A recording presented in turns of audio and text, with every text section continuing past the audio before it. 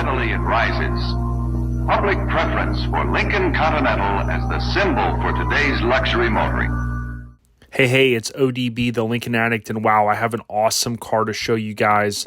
This car is going up for sale basically now. My understanding is it is going to go on to Hemmings and various other online sources, but I have asked the seller if I could do a video and post this ahead of time.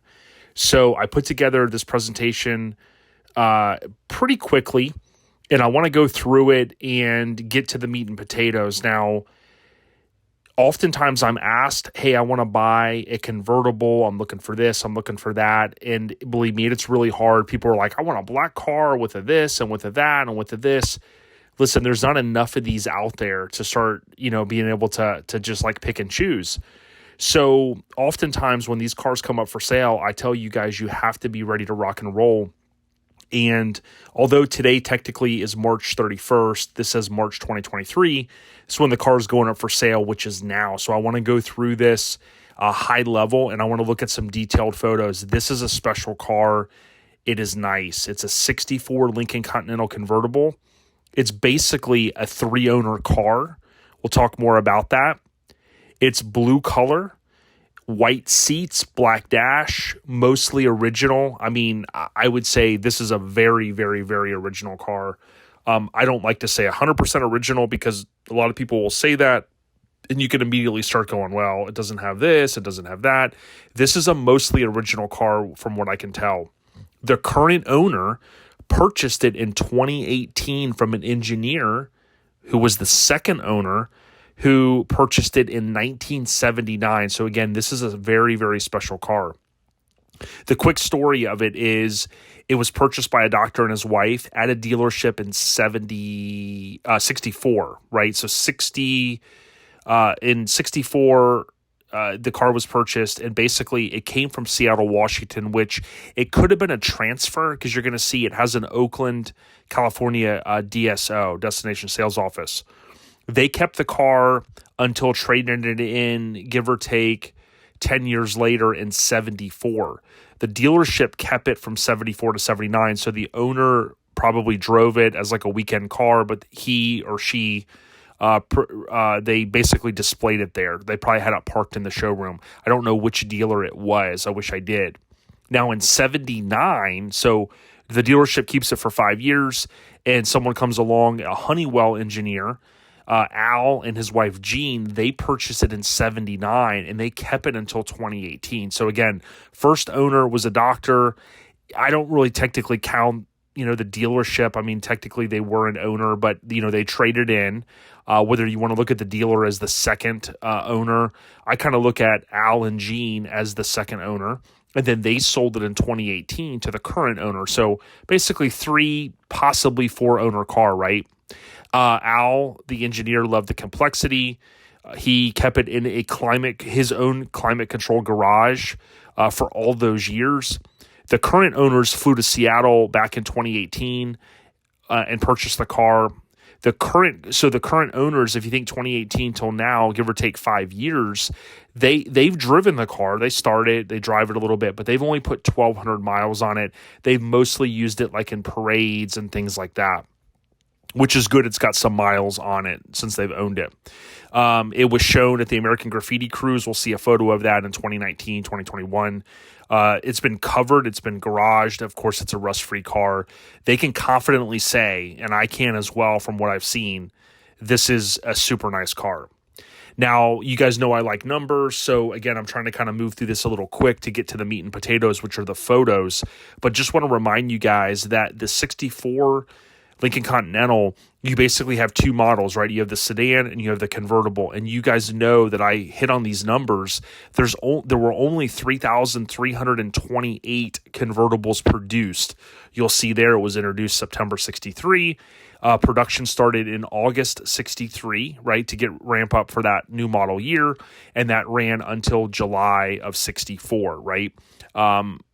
Now, this little note at the bottom, if you think about it, a lot of times people will ask me, how many cars do you think still exist? So let's just say, I've talked to John Cashman about this and others, everybody has a theory on how many. Now, there is a directory I think one of the LCOC guys runs, so it'd be kind of curious to see, if they could tell us like how many still exist. But let's just say 50% of these convertibles exist. That leaves this car as like one of about 1,664, right? That's half of 3,328. Now, some of these cars are in museums, some are in private collections, and we know, of course, some, like this one, are owned by, general folks, and they still drive them here and there. I would be willing to guess less than 1,000 of these are still on the road. And looking at this car, I mean, there's probably not, this is going to be maybe a once in a lifetime for some people to get a car this nice. Now, the warranty, what I want to do here is pull this down some. This vehicle warranty number, so this is from the car. And what I want to reinforce, and I like to break this down for folks. So when we look at this number here, okay, and I'll move my little arrow here in a little while. But the 4 is for the year, so that stands for 64. The Y is the Wixom, so it was assembled in Wixom. 86 is the trim, which was black. N is the engine code, which is MEL 430. That's what these cars had. The 4, or the last 6 digits, you kind of basically ignore the 4. They all start with that. But then the last 5 digits basically are the production. So I know you're going, well, how can it be the 17,771, which is 1,700 or 17,771? That's because, remember, that's the convertibles and the sedans all together. They didn't make just the convertibles on one, assembly line, and then, so that's the total. So if we go back here and you add those up, give or take 33,000 plus 3,000, 36,000-ish. This was the 17,771 produced. The VIN Plate Decoded, so 74A is the style. There were the 2 that I mentioned, and technically the limo, but basically 4-door convertible is the 74A. F is the paint. Now, it does say powder blue. I sometimes, always wonder, okay, is it Huron blue? Is it powder blue? Basically, the paint code, it's blue paint. The trim is 16 now. In the list that I have created over the course of time, I didn't have the code trim 16, so I don't know what exactly, or maybe it was an 8 or something. I don't know, but I didn't have 16 on my list. The date is 12M. The M is December. 12 is the 12th day of the month. So kind of cool, 12/12 of 1964. The DSO 53 is Oakland. Remember, 52 is Los Angeles, which is where my 65 is from. This is very desirable. So I know I thought to myself, well, if the doctor purchased it in Seattle, how was that? Seattle, I think, did technically have a DSO. I talked to Chris Dunn at Lincoln Land, and I think I looked at my list as well. Seattle did have a DSO, but who knows? The doctor could have went in there and maybe they did dealer transfer or however it went about. But bottom line is the DSO being from Oakland is a good thing because it kind of reinforces you'd rather have that than maybe a car that came from, a horrible climate, so to speak. Although it did spend time in the Seattle area, it was always garaged and it wasn't driven in bad conditions. The 3 is the axle. The 4 is the trans. You can see what's listed there. Okay, so this is the meat and potatoes. This car, I'm going to show you a couple of slides here, and then we're going to jump over to my Google Drive folder, and there's going to be a link in the description. You can click that link, and you can view all of these photos. There's a ton of them. So basically, this car is blue, obviously. It's got a little bit wider white wall tire, which you could always change if you don't like that. I know there's some purists out there that say, oh, the white wall is too... Totally get it. Some of us love these tires. Some of us don't. That's an easy change. This car, if you look at it, it's virtually like original. Okay. Obviously the battery's going to have been changed, more than likely the belts, of course the oil, things like that. I've had some people go, "You've said it's all original." That's why I do not say that. Because, you'll have some tire kicker here and there that'll say, "Hey, you said this or you said that." But bottom line is, if you look in here, look how clean this engine bay is. Okay, this has that original look and feel with the paint on the air cleaner. You can see the original sticker here. This is a car I would certainly, if I didn't have a convertible, I would look to try to buy this car if I could. We're going to talk about the price here in a few minutes. So, strap in. I want to go through these photos first. What you're going to see is it does have the 3-port. It does have the single reservoir. So I've talked about, in my opinion, you would want to swap this out. There's some people out there that swear by it. Hey, I just replaced it with a single. I would always say replace it, get it, do a dual master cylinder. But you could see, this engine is super clean, and it represents, this original car. It also has air condition. So when we look at the Hagerty price guide in a little while, remember they price these cars with AC at 10% higher. Here you can see the interior looks awesome. Now, I do believe, I did reach out to the seller. I do believe the seats were redone, but look at this leather. This looks amazing. And depending on where you live in the country, you'd spend a lot to get the seats redone. Now, maybe I'm wrong. Maybe these are the original seats. To me, this leather looks really nice. And, but there is a photo that I have where the seats were out of it. So, presumably, did they take the seats out to have them redone? Maybe they took them out to have them steam cleaned. Maybe they took them out to do Dynamat. I don't know exactly, but you could see, regardless, it looks awesome.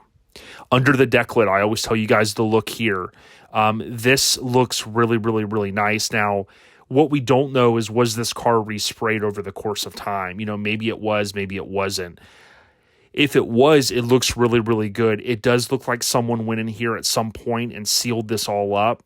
Again, whoever has had this car, these 3/4 owners over the course of time, have done a fantastic job in maintaining this car. It looks original, and it's just so nice. Inside the trunk looks great. You can see here you've got the pads. These are kind of the feet, or the landing pads, if you will, that the top kind of rests on. Oftentimes, I've said to you guys, you'll see that these will be missing. Here you can see, again, the originality. Look how nice this looks in here. You don't always see this. A lot of times, these cars that have been sat out, or that have sat outside, they accumulate leaves here, leaves and water. This car is just stunning. You can see it looks like they purchased the bar. Maybe they watched one of my videos. That bar could easily be installed on the knuckle, if you will, down here. And that's a John Cashman thing. He's been telling people that, and he would service and offer that as well as a service to install that bar. And that keeps some of these cast pieces that are prone to break. It keeps them from flexing in, which can reduce those breaking. Here you can see inside the gas door fuel filler, and there was a dealer option back in the day. I actually own one of a gas cap that has the key. People would do that so people wouldn't steal their gas and whatnot. But looks really, really, really good in there. Here you can see the top up. Here they did provide a few photos to me showing that the top was moving. I don't have a video of it. So there's that. And then here is a photo of the interior when it was out. So presumably, I did reach out to find out, hey, do you think the seats were redone, and that type of thing? But look how nice all this looks in here. You can just see, I love taking, I've taken the seat out of my 64. You can kind of get a feel in here for how nice is everything. This is a very, very, very nice car. Now, some of you guys could chime in. You may know it has black interior, so it has the black dash, and but what my guess is, when you had the interior trim code the way it is, like it was white and then it was black up here.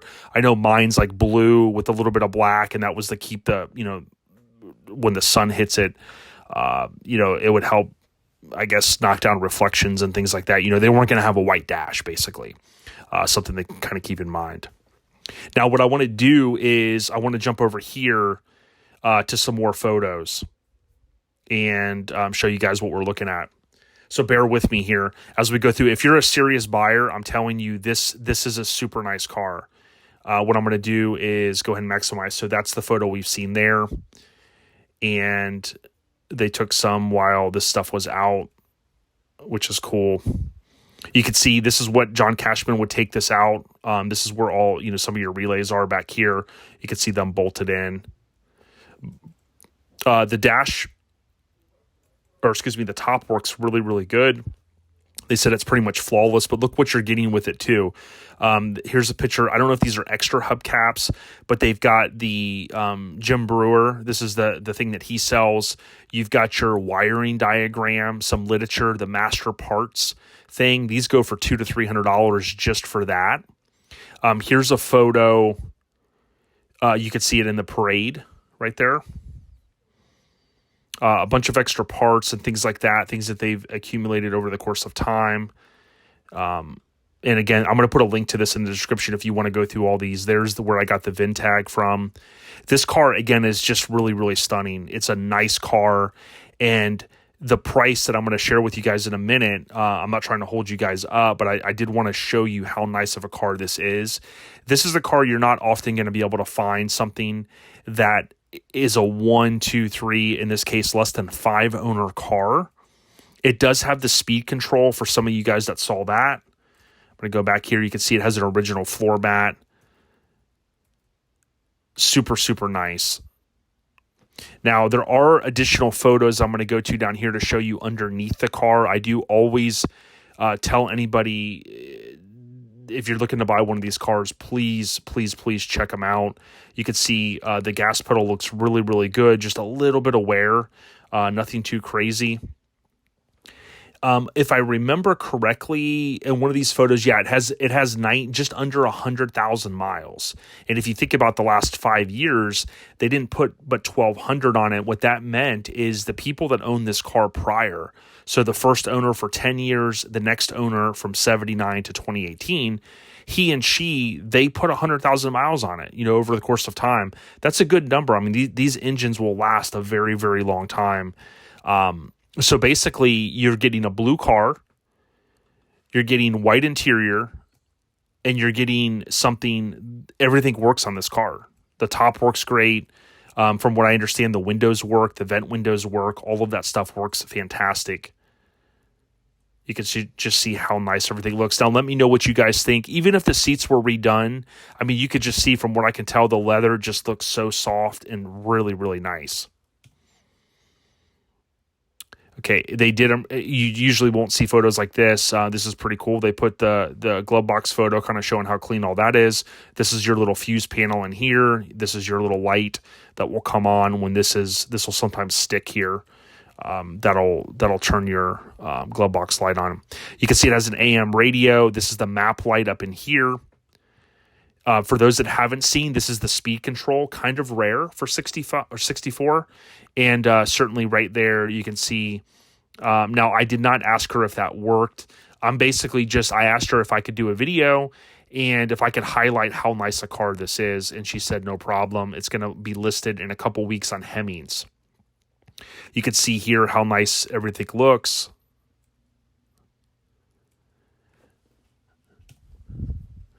And we'll look underneath and then we'll move ahead. So here's what we've got. This is all standard the way these cars are going to look, even if they've been babied for 60 years. You can see the exhaust has been redone, which is going to save you a couple $1,000s. Typically if you go and you get exhaust work done, you're going to be $1,000 to $2,000 on one of these cars, if not more. The texture underneath, this is how they came from from the assembly plant. So you're typically going to have that. You'll sometimes see a little bit here, that brown underneath is going to be kind of the color that was used. So that's all standard stuff. This is actually cleaner than my car. I mean, how nice this is. Way cleaner than my blue 64. You'll typically have, leaks and things like that. These things are known to leak. And if you look at how nice it is, it looks like it has the original style alternator, which is awesome. One thing, and another reason why I say it's mostly original, I do believe I mentioned earlier, this is the battery disconnect, and I have one of these on. I actually have a couple of these, but one's installed on my truck. They'll put this like in the wheel well. You can see the control arm here.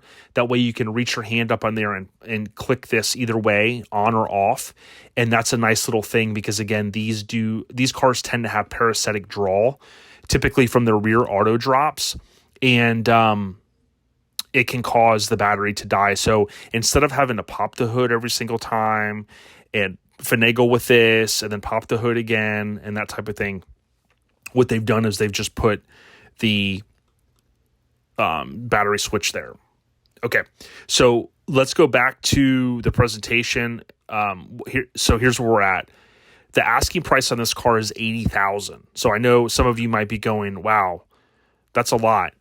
I've seen recently some not so nice cars easily sell for 45 grand. I mean, cars that need a lot, whether you realize it or not.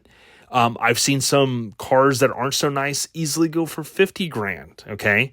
There was a guy locally that my understanding was he paid in the mid 30s for a black 65. It was bad. And someone had told me recently that he actually paid more than that. Okay. So some of these folks that are getting these convertibles at, 50,000 or 60,000, they're getting not so nice cars. So I know some folks go, well, man, how could you spend 80 grand on one of these? Well, let's take a look at Hagerty. This is a screenshot that I just took. I'm going to jump over to their website. So Hagerty will, I truly believe, and this is me hovering over these numbers, so I'm going to click out of this. So now we're on January 2023. Now, according to Hagerty, that pulls in data from different sources, their excellent condition, 71 grand. Now, I would say easily this is more towards like a concourse, right? In between, like even if you went halfway between 106 and 71.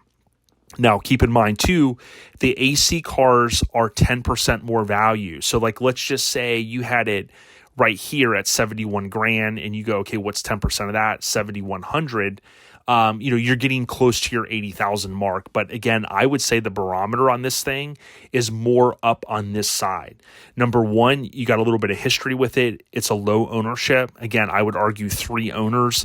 This is a super, super nice car for $80,000. So what I would tell you is if you want to contact the seller, I asked the individual, I said, hey, do you mind if I do a video? They said, thumbs up. And they said, if somebody wants to buy it, have them email us, ashtonscott6@yahoo.com. Hit them up. And I tell you what, this is a nice car. And I know some people, you're going to watch the video and go, hey, it's a little bit out of my range. I totally get it. But just know this, I have seen people spend 30 grand on a convertible and put 50 into it and not be this nice, okay? I know that is hard to wrap your brain around, especially if you're not kind of a car person, but I'm telling you, I have seen some people buy some cars, and I saw some that my friend is working on right now, that the people are just like, I want the top working, and they have braces broken. They have all kinds of craziness going on. That stuff, one, if you can even find the parts, 2, if you can get it running nicely, it's never going to be as nice as this. So again, I'm throwing this out there as a public service announcement. This is a super nice car. Not for everyone, I'm sure, in terms of the price. Maybe you love the color, maybe you don't. This is a nice car. Own a piece of history. Check it out. Link in the bio for war photos. Really appreciate you guys. Good luck. If you end up with the car, let me know. I'd love to know where it goes. Technically, right now, I did want to mention, too, it is located in California. I do apologize. I forget the city, but it is in California, and I'll post that in the description. That way in case you're stone's throw from there, or you reach out to them and you want to come take a look at it, or if you want to send someone, pay someone to go look at it, certainly do that. I recommend someone test drive it and things like that if they'll allow that, and go from there. So again, I wish you luck. Take care. Stay on the rise. Thank you for all the support. And that's it. 64 Lincoln Continental Convertible. We out of here. Peace.